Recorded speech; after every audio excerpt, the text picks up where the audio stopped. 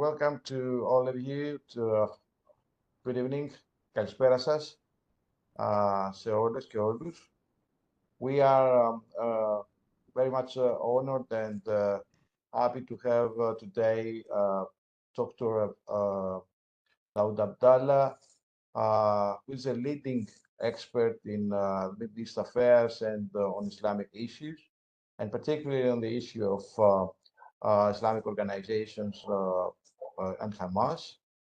And also that we are here in the last of this series of lectures for this, let's say, academic year.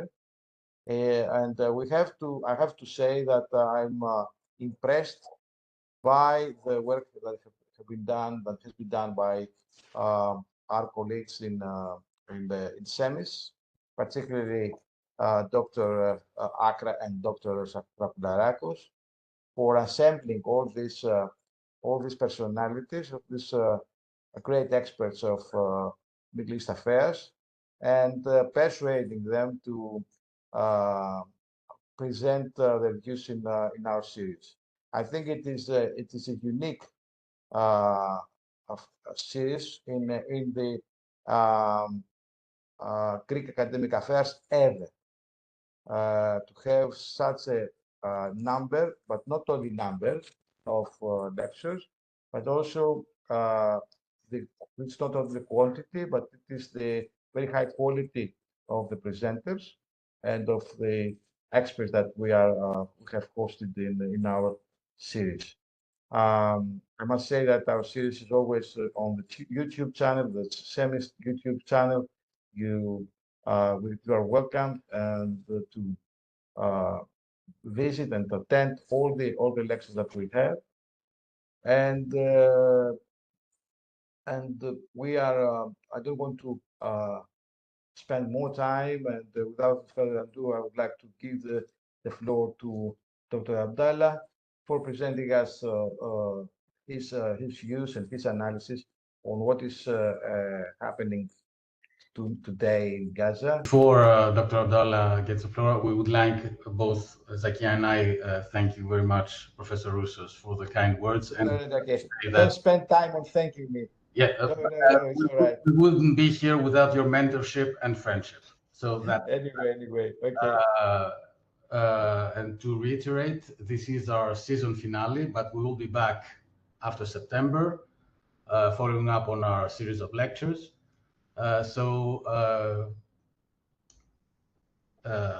Keep on following our YouTube channel and our Facebook for news on this aspect. And with that, Zakia will give a brief presentation of Dr. Abdullah's book on Hamas. Dr. Daud Abdullah is the director of the Middle East Monitor MEMO. He's lectured in history at the University in Nigeria and the Islamic Studies at Birkbeck College, University of London. He was a senior researcher at the Palestinian Return Centre, London, and Deputy Secretary General of the Muslim Council of Britain. He is an author of one of the greatest books regarding Hamas, and its title, Engaging the World, The Making of Hamas's Foreign Policy. I would persuade all of you to go out and get it. It's a book that really conceptualizes academically the capacity and the factors that render an armed non-state actor or a state-like actor an agent of its own foreign policy, an agent that could change the balance of power within a region, and very contrary to the Eurocentric approaches. It has fieldwork. It has important points that we don't usually associate, the Islamic movement with. It goes through the entire history in detail, and it really, although written in 2020, if I'm not mistaken, it does prepare us to what we're witnessing today in terms of the foreign relation office of Hamas. So without further ado, Dr. Daud Abdullah, please, the floor is yours. Thank you very much, Dr. Zakia. for your very warm and kind welcome. I should also thank Professor Sotoris and Professor Stavros and all our colleagues at the Center for Mediterranean, Middle East and Islamic Studies. It is indeed an honor, and I'm truly delighted to be with you today. The subject of my presentation is the Al-Aqsa Flood and the realignment of global forces for Palestine. The Hamas-led cross-border attack on Israeli military sites and settlements in the Gaza envelope has led to a realignment of forces in the Middle East and beyond. This has been manifested in the unfolding of four broad dynamics. The first is the reckless undermining of the international system that was established in 1945. And the second is the resurgence of the axis of resistance with all its component parts from Palestine to Lebanon to Syria, Iraq, and Yemen. And the third dynamic is the global shift in public opinion and support for Palestine. And finally, there is the dynamic of the concerted attempts by China and Russia to play a greater role in the region after leading Western countries became discredited because of their involvement in the war. And I'm saying involvement, I've chosen the word involvement deliberately. Now, the current changes underway in the Middle East did not come about abruptly without historical causation or prelude. They are, in fact, a consequence of the ongoing transformation of the international system toward a multipolar order. In the 2 decades that followed the 2001 attacks on the Twin Towers in New York, the US embarked on 2 costly wars of attrition in Afghanistan and Iraq, and that led to the squandering of US assets and undermined its position as the sole global power. In the circumstances, the rise of China and Russia's attempt to regain its status as a great power have combined to create a new international balance of forces. Now let me speak a bit about the attack on the international system and universal human rights. One of the foremost casualties of the current war has been the international system that was built after 1945 on the basis of the UN Charter, the Genocide Convention, and the Universal Declaration of Human Rights, which was adopted in 1948. At the heart of the system was the principle of universality, that all people, regardless of race, religion, or color, are endowed with the same inalienable human rights, among them being life, liberty, and happiness. Now, it is in this context, therefore, that UN Secretary General Antonio Guterres said that the Hamas attack, and quite famously, that the Hamas attack did not happen in a vacuum. He added that the Palestinian people have been subjected to 56 years of suffocating occupation. Ostensibly, the undermining of the international system can be traced back before the outbreak of hostilities in October 2023, traced back to as far as 9/11, when the US launched what it called its war on terror. Unsurprisingly, certain countries capitalized on the American war in order to realize their own ambitions and settle old scores. Israel's ruling elite took license to subdue Palestinian aspirations for self-determination.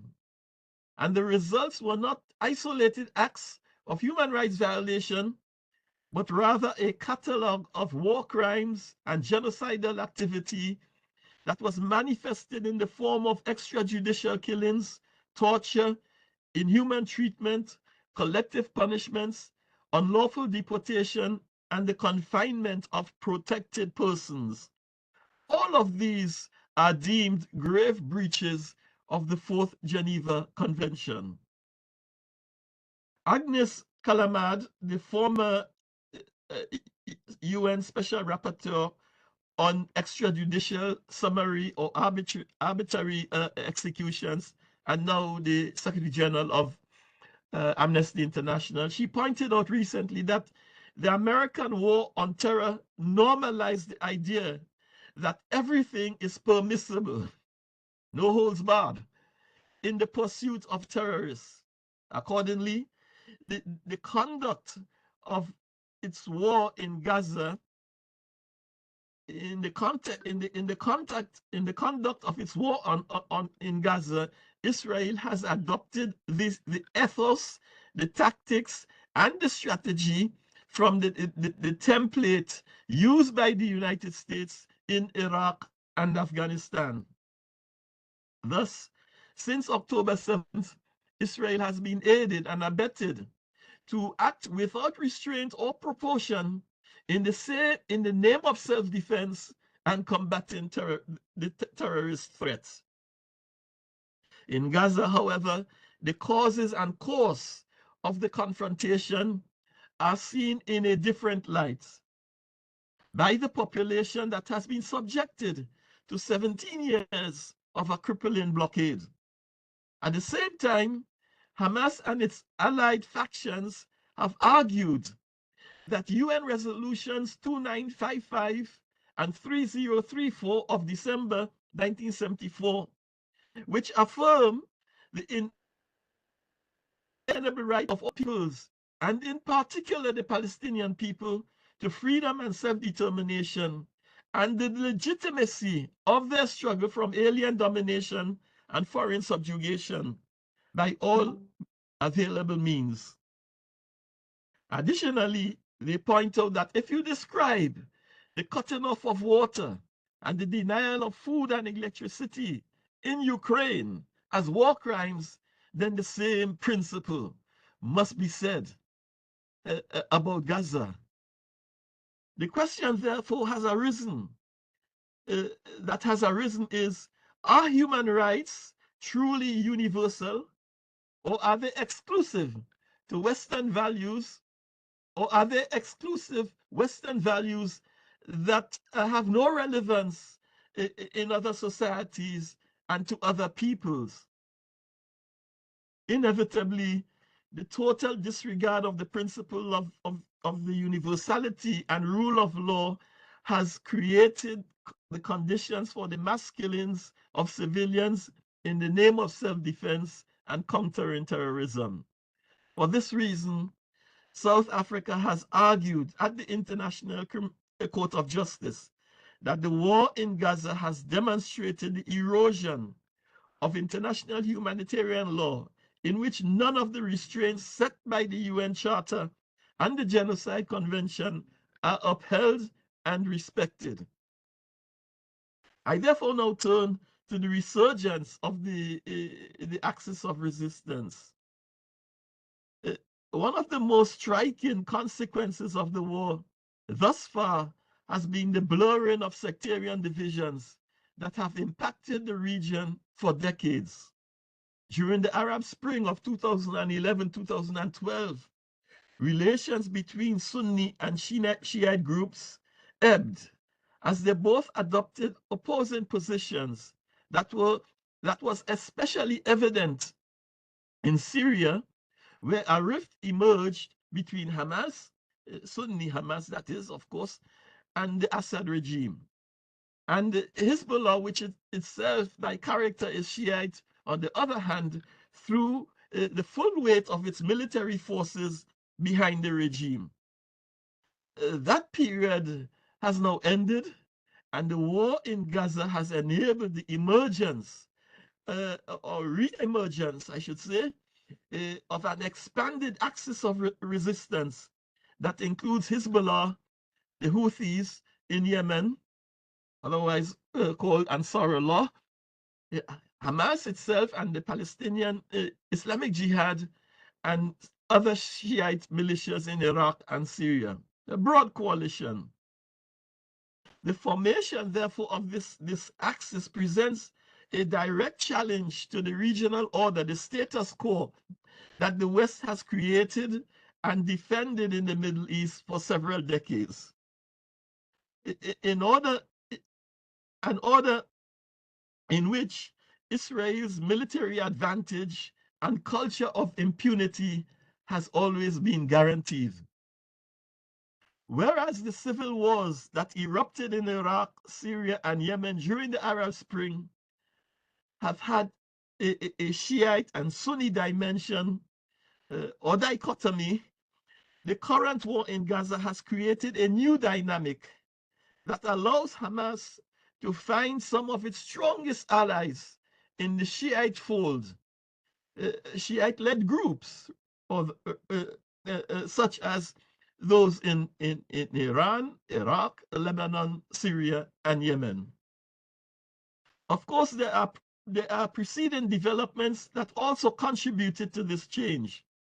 For example, the restoration of diplomatic ties between Iran and Saudi Arabia have not only curbed sectarian tensions, but more significantly enabled broader collaboration in the region that transcended the sectarian divide.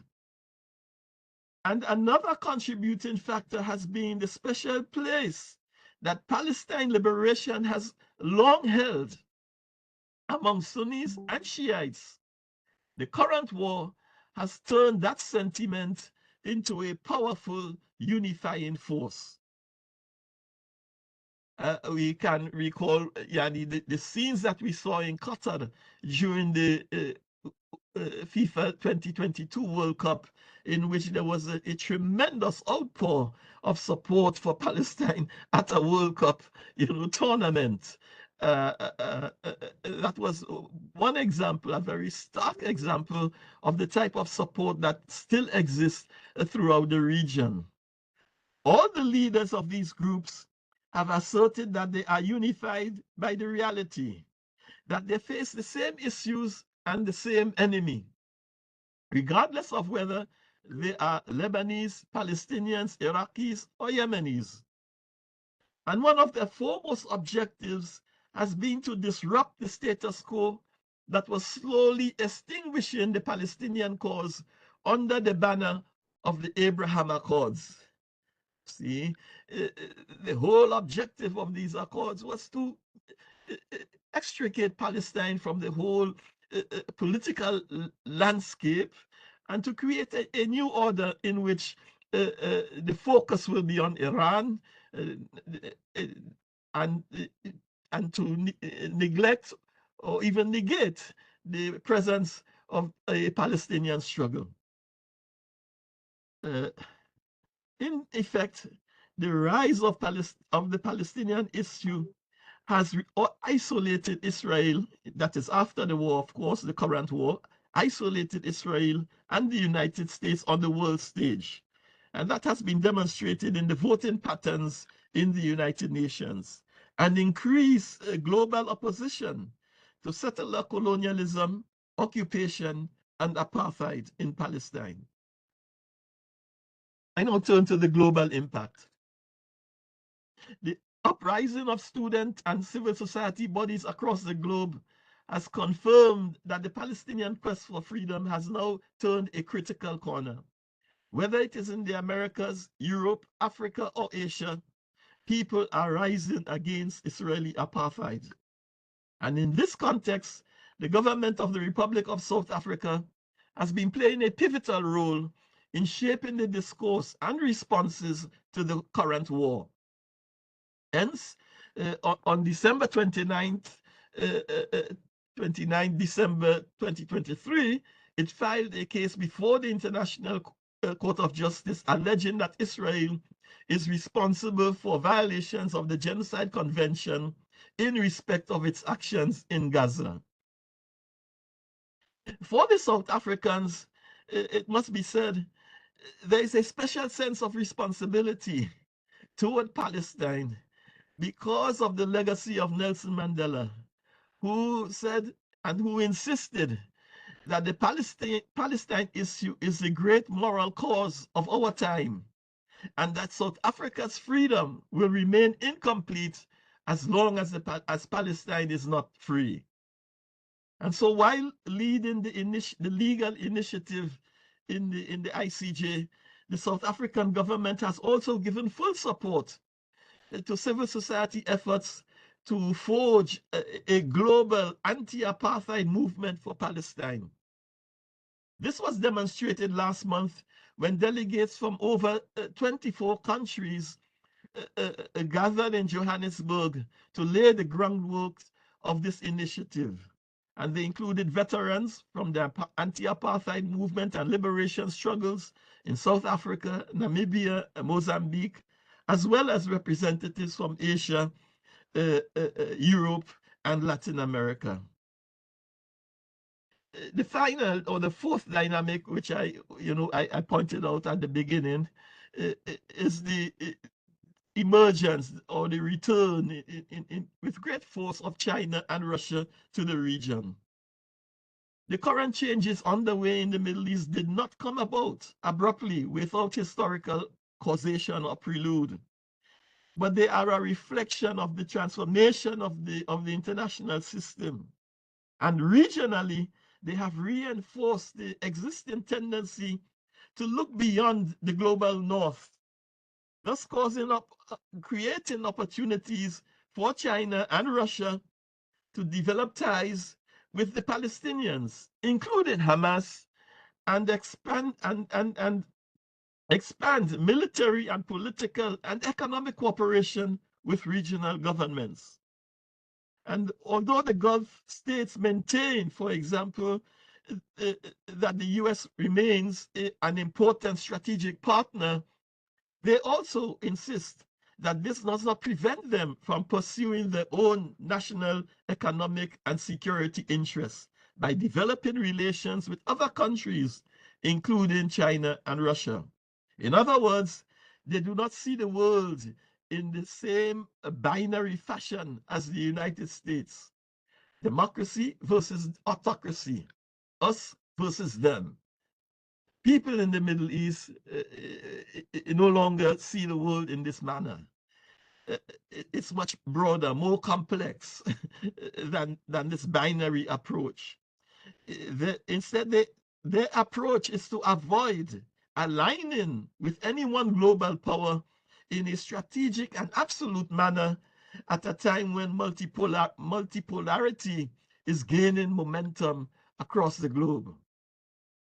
And so after 60 years of diplomatic relations with Arab states, China, it appears, is now stepping up its cooperation in the region. The establishment of the China-Arab States Cooperation Forum in 2004 with all the member states of the Arab League was a major stepping stone in the development of those relations. And economic cooperation between Saudi Arabia and China was highlighted by the fact that China takes 1/5 of Saudi oil exports, while Saudi Arabia itself has become the largest recipient of Chinese investment. And the value of trade between the two countries increased from less than 500 million in 1990 to 87 billion in 2021. Similarly, in the United Arab Emirates, which is the second largest trading partner of China in the region, and another top supplier of oil, bilateral trade currently stands at 50 billion and is expected to grow to 200 billion by 2030.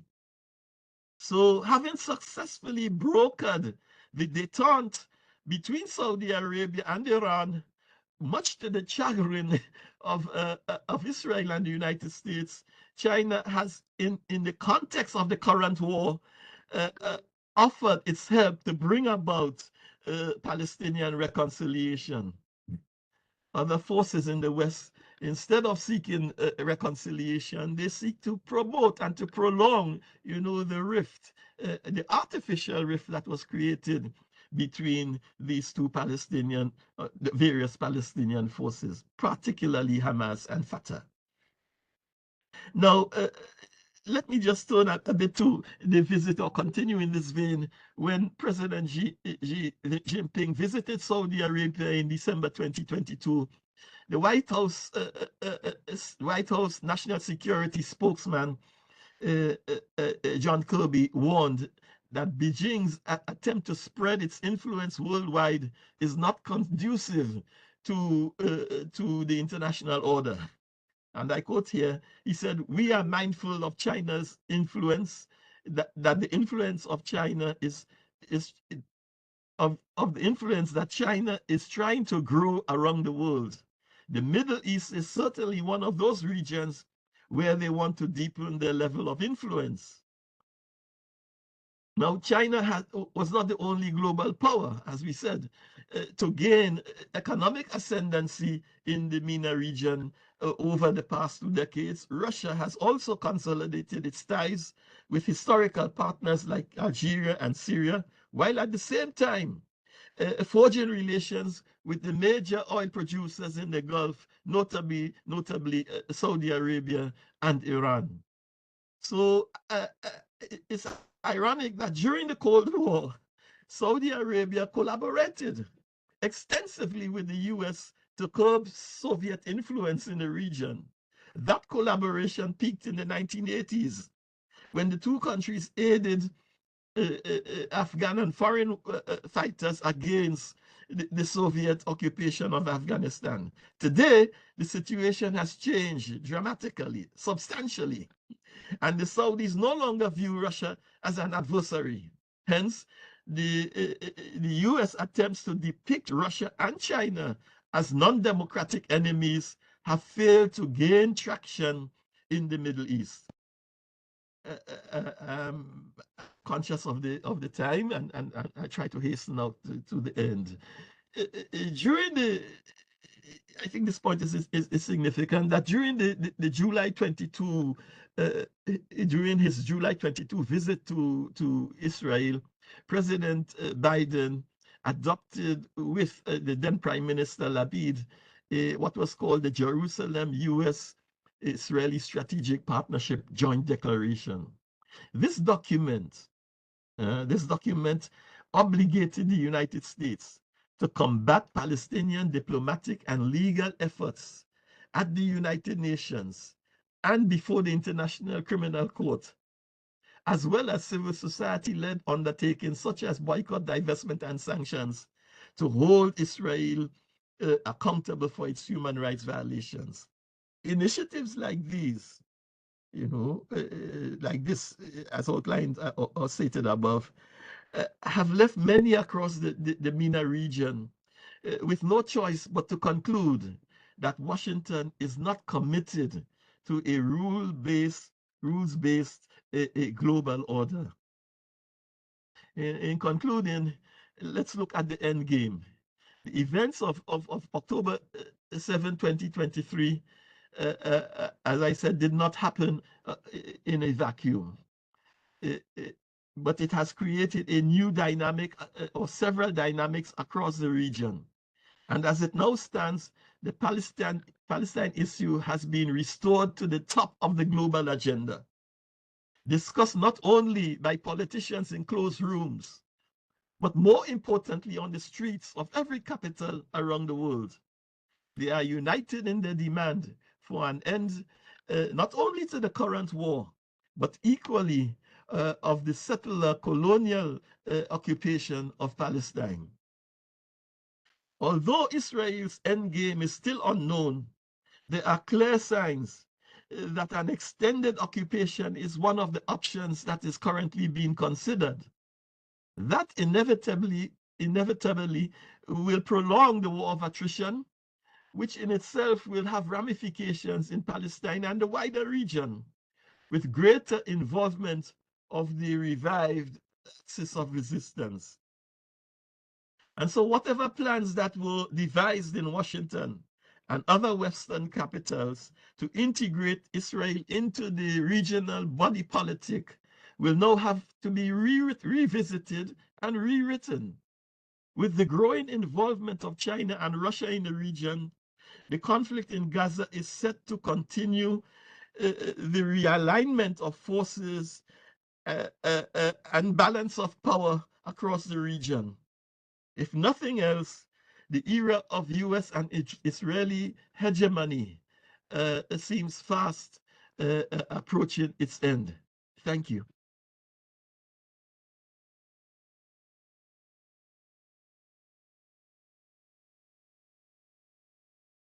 Thank you, Dr. Daud Abdullah, for your amazing presentation. You would give you all the time in the world if you needed to. Please, we enjoy so much listening to you. So now we're going to proceed with some questions. Stavros, should I start? Okay, so I can't hear you, Stavros. You're mute. I can go with the first. Can you hear me now? Okay. I can go with the first question. Dr. Abdullah, you mentioned the normalization between relations between Iran and Saudi Arabia and the sectarian tensions that took a back seat with regard to what's happening in Palestine and the years before. Do you see this normalization going further between Iran and Saudi Arabia? Perhaps some sort of cooperation for what's going on in Palestine?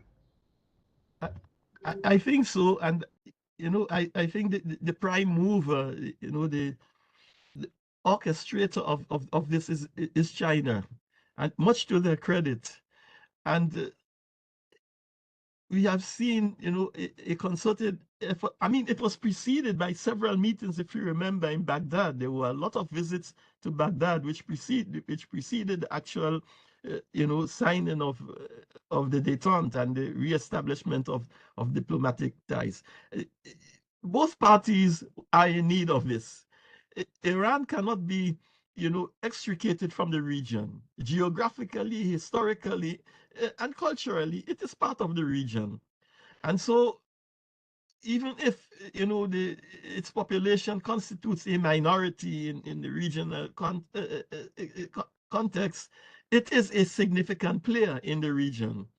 And it is for this reason, Saudi Arabia has a lot to gain from it, because look at the war that Saudi Arabia had fought in Yemen for, several years without any conclusion.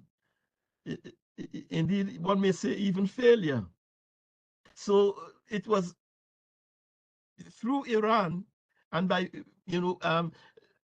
becoming more open to a normal relationship with Iran, the war in Yemen is slowly grounded to a halt, to the advantage and benefit of Saudi Arabia.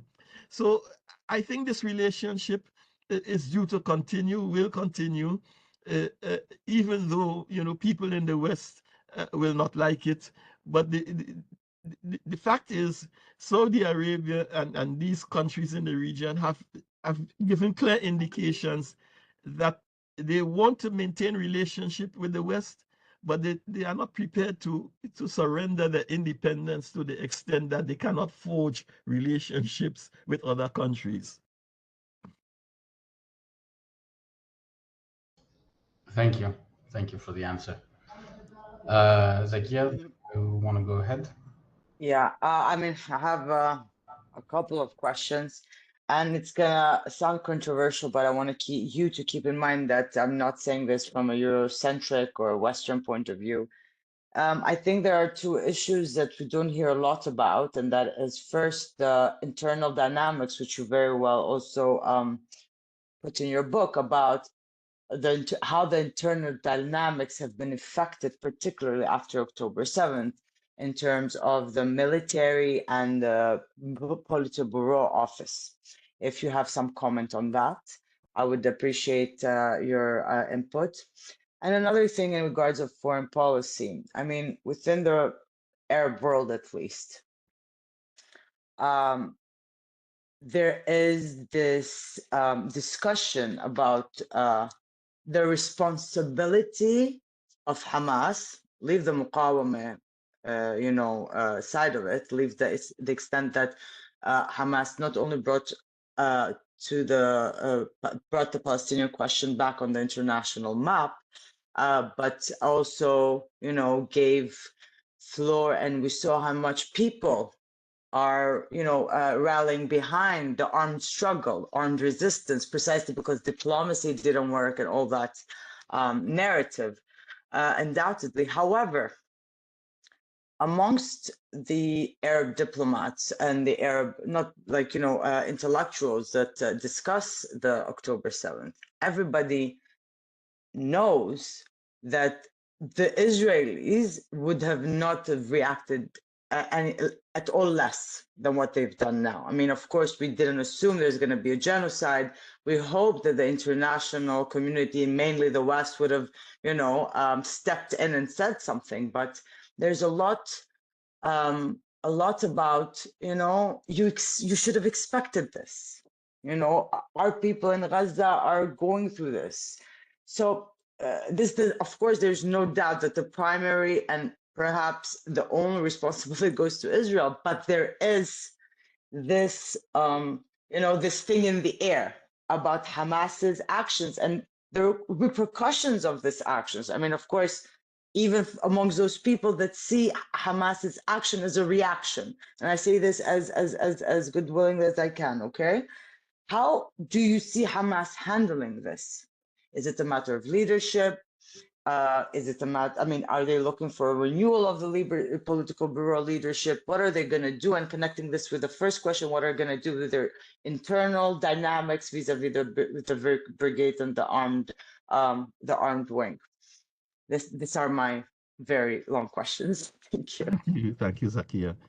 Well, thus far, there's no substantial evidence of, any discord or disconnect between the political bureau or the political leadership and the military wing. They have worked since the start of hostilities together in disseminating its views and information on developments of how the struggle or the war has unfolded. One of the things that has to be always emphasized is that the way decision making is taken is on the basis of consultation and consensus. So once people discuss as the representatives of the various elements within the movement, once they discuss and decide on something, then that decision stands. You see, so as I said, in my view, there's no substantial evidence of any disconnect between the two wings, as it were, of the movement. The second part of the question was they were aided. It has to do with that Hamas should have expected this. Well, probably, inevitably, there would have been a response. There would have been, but the extent to which Israel has gone was not so much because of what happened on October the 7th, but because of the blank check, the unreserved support and license that was given by the West to the Israelis in the name of self-defense. They all flocked to Tel Aviv on the very day and the day after, asserting that Israel has a right to self-defense. No one, has mentioned anything about Palestinian self-defense when they are being killed in the West Bank and in Jerusalem or even in Gaza. But and so it was that level of support, yani unlimited support, given by the West which and it was not just a verbal political, sort of support. It actually turned, it morphed into military support, intelligence support, logistical support to Israel in the immediate aftermath of the event. You have to look at the mindset of an individual like Benjamin Netanyahu, how he interpreted this. He interpreted this as a green light to do whatever he wanted. And in this sense, not only Hamas, but the people of Gaza in particular have paid a very high price.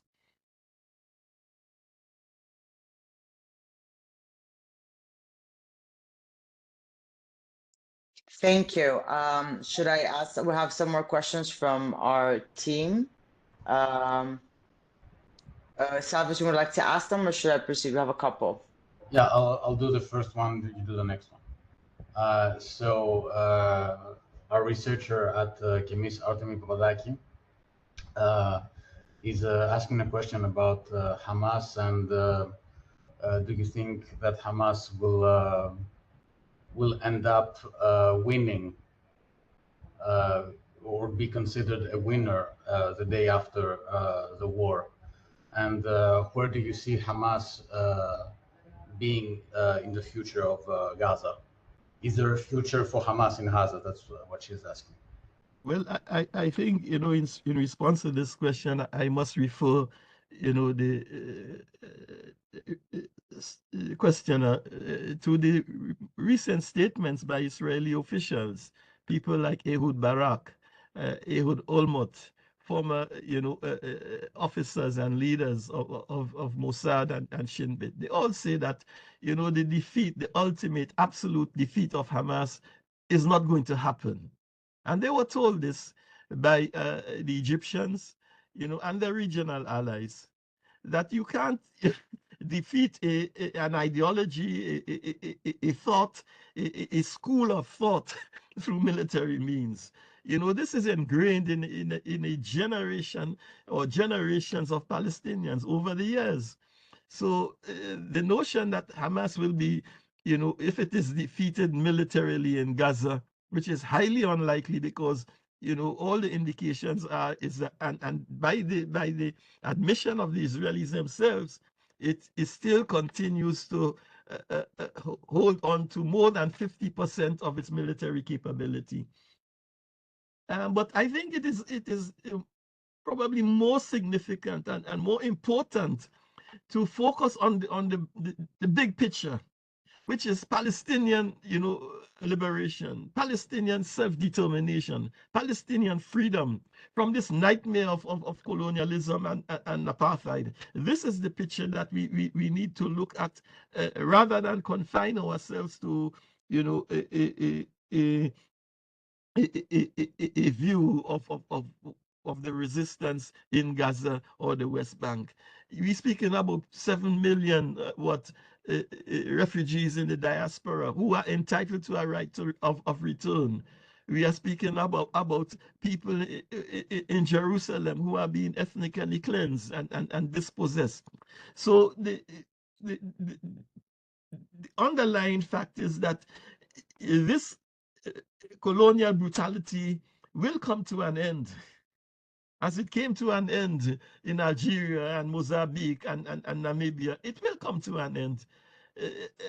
I think 2 days ago, one of the former intelligence leaders in the Israeli establishment said that whoever thinks that the Palestinians will surrender, he doesn't understand them. If you think the Palestinians will surrender, you don't understand these people. This is an Israeli intelligence officer speaking. So I think we should dismiss that notion of defeat, of surrender, of capitulation. A new generation of Palestinians have come of age. We're not speaking about the generation of Oslo anymore. We're speaking about a generation, who have developed their own military capabilities, their own political structures, without, any form of of directives from outside, particularly the West. So I think, you know, that notion of defeat and capitulation should be dismissed, and let's focus on the big picture of self-determination, right of return, you know, and independence for the Palestinian people, which in my view will inevitably come. Israel is self-destructing. Israel is self-destructing. You can see the rifts that are taking place. They are major rifts. You know, ever so often the West is called upon to patch it up, to conceal it. But everyone knows that there are deep divisions within the Israeli society today, and that is because of the inherent contradictions, you know, in the project. It wants to be democratic, but it wants to be exclusively racist on the one hand, and you can't have the two. You have to be democratic through and through, and not be exclusively Jewish, as they have, you know, have tried to purport themselves to be. So this is what I'll say to the students in response. Thank you. I will proceed with the next question. This is also from a colleague, Elias Mitrousis. I read the question. Even though the world is moving to multipolarism, Israel still has important allies, much more willing to support it massively than the Palestinians have in the war on this war of attrition. And while supportive of the Palestinian cause, the Arab Street hardly shapes the decision-making of important countries in the region, such as Egypt, Jordan, and Saudi Arabia on the issue for at least the past 20 years. Do you think that the support Palestinians receive in words, feelings, and demonstration will transform into something tangible in the near future? And if yes, can anything change in a war of attrition in which Israel certainly has the overwhelmingly advantage, especially since it has managed to sideline the Palestinian question in the past? Well, let me concede in the very beginning that the Palestinians have not been given the due support that they are entitled to from their neighbors in the region, and their compatriots, you know, co-religionists, you know, across the region. That is a fact, and it is highly disturbing. Whereas you have a country at the end of the African continent taking up the cause and going to the International Court of Justice to seek justice for the Palestinian people. But look at what is happening globally. You know, look at Latin America, the countries that are, you know, severing ties, recalling the diplomats and cutting diplomatic relations with Israel across Latin America. It's happening. You see, and you know, Israel attempted to gain a seat, an observer seat at the African Union, and they failed because it is seen as a pariah state. People in Africa don't want to touch them. You know, you get a one or two, and very often is those who are not, you know, who are, you know, entrenched in power and refuse to relinquish power through democratic means. They are the types in the Middle East and in isolated pockets in the global South who continue to support Israel. But when you look at the pattern of voting in the United Nations, you know, it is clear that is Israel, the United States, and a few countries in the Pacific, in Micronesia. They are the ones, you know, they stand alone. They stand alone. And if we go back into the history and we look at what happened in South Africa, the United States supported the apartheid regime. Britain supported the apartheid regime until the very end. But the strength of global opposition, the isolation of South Africa, culturally, politically, economically, it forced the Americans under Reagan and Britain under Thatcher to concede and to recognize that there's no future for apartheid. And this will ultimately happen again, because what is happening in Israel is a blueprint. It's from the playbook of South Africa. And that will eventually collapse under the weight of international, opposition, regardless, in spite of the United States and its allies in the West.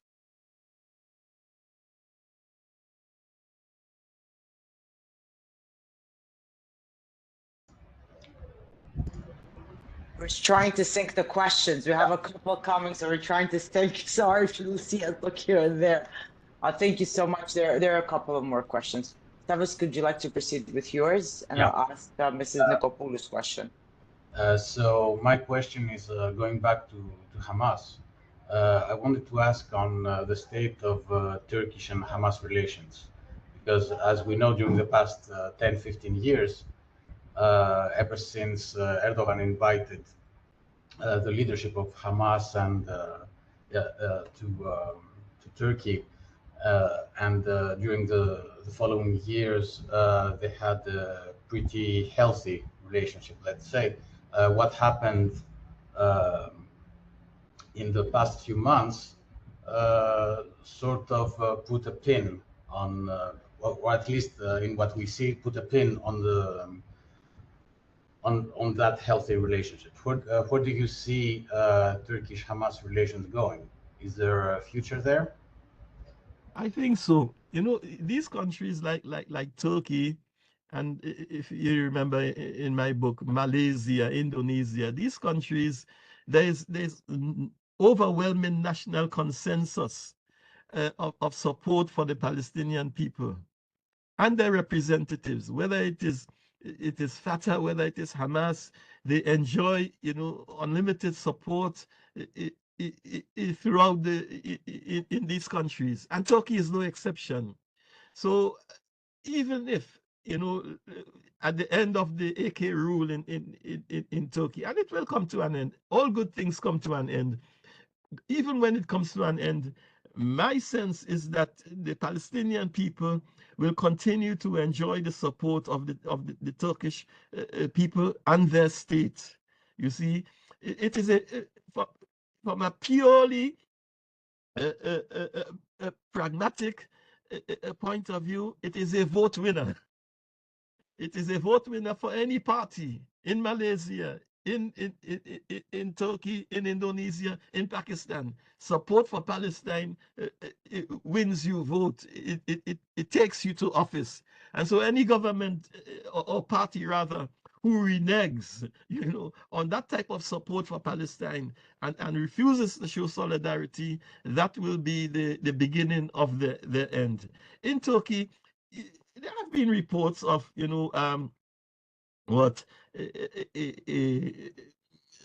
relations being, tensions in relations, or that people would be expelled, etc.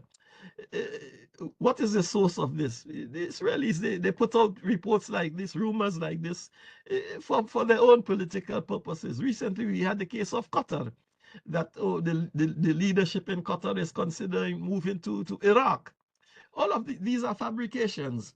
I think that there are some countries in the region, the support for the resistance movements and the hospitality towards them is rock solid, in as much as the United States has given its ironclad support to Israel. So too, we have countries in the region who are prepared to give their support to the resistance movements, including Hamas and all the others. Thank you very much. Thank you. Yes, and now, as I said, our colleagues and friend Alexandra Nikopoulos' question, who also, along with so many others, have been thinking to you about your very interesting and great presentation. Question goes as follows: how do you assess Iran's role in the region, particularly as a counterbalance to Israel?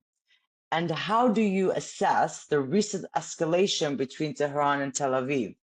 Could this happen again in the future, and could it have an impact on the Palestinian issue? I think that Iran, its leadership is very experienced.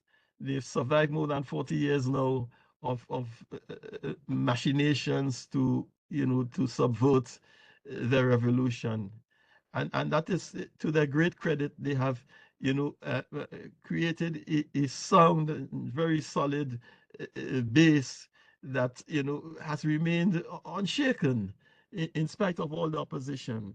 Regionally, we can see it's by its alliances now through the axis of resistance, whether we speak of Yemen, Palestine, Lebanon in particular. Yeah, it has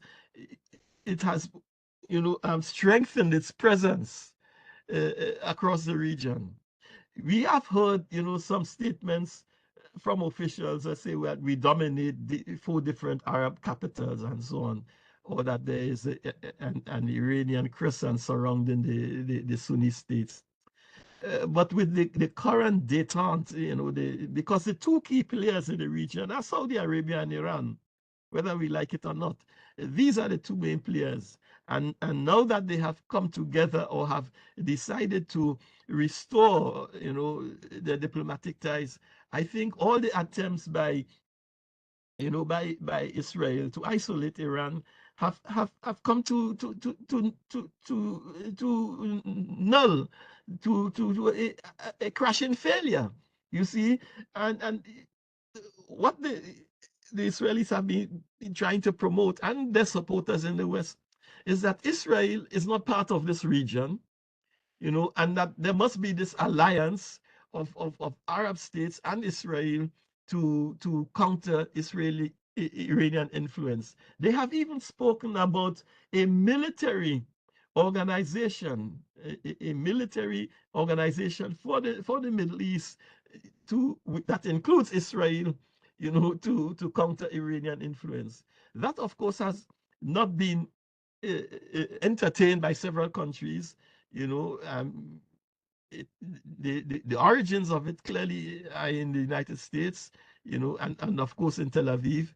But the Arab leaders know that this is a step too far to join in a military alliance, in an adventure, as it were, with Israel against a regional state as strong as, because Iran is a power in its own right.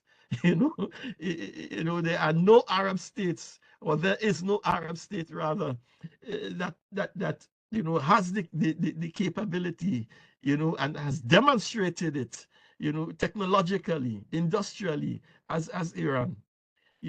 A country that has been under blockade and sanctions for decades, and it has survived and developed, in a way that some countries across the region, have not even begun on that road of technological development. So I think, if we look at it in purely in a real politics sense, it will be to the advantage of these countries in the region to work with, to welcome, to concede and acknowledge that Iran is not going anywhere. It's a part of the region, and it is better to cooperate with them than to cooperate in efforts to destabilize it.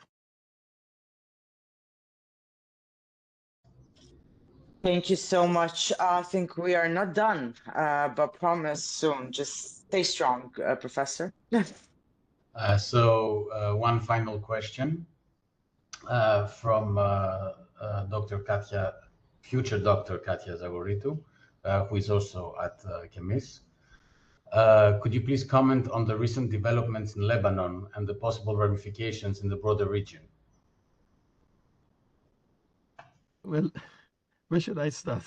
Lebanon, I mean, as Hezbollah has declared from the very beginning of the conflict in Gaza, that it is it is not a supporter of, it is a part of, it is a party to the conflict.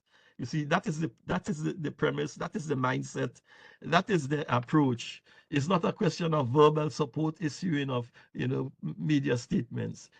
And you can see, what it has done to the northern part of Israel in terms of, displacement and flight of, population displacement in the north of Israel. And they have paid a price. Hundreds of Lebanese have been killed so far. So they are part of the conflict. Now, Hezbollah is not like Hamas in terms of military capability. Everyone knows this, and so there are concerted efforts by Israel's allies in France and in the United States. I mean, the Americans sent an invoice last week to Beirut to try to de-escalate the whole situation, because they know that if this is not 2006. We've come a long way from 2006, almost 2 decades, from 2006 when the last confrontation took place. And Israel will not consider sending its troops into Lebanon. This is wishful thinking. What they, the best that they can do is to launch airstrikes, bombing campaigns, carpet bombing, as they have done in Gaza. And as as Gallant has said, what we will return Lebanon to the Stone Age. But there will be a price. There will be a price, because we're speaking about another army on the other side of the border that has a capability of even coming into Israel. I mean, there were reports that Hezbollah did not rule out having its own troops inside of 1948 Palestine. So I think that the whole thing about Lebanon right now is how to de-escalate it. But it can only be de-escalated when the war in Gaza stops. That's the bottom line. That's the bottom line in Lebanon, and that's the bottom line in Yemen. When the war in Gaza ends, then we can talk about a de-escalation in northern on the border between Israel and Lebanon. Before that, it's a question of wishful thinking.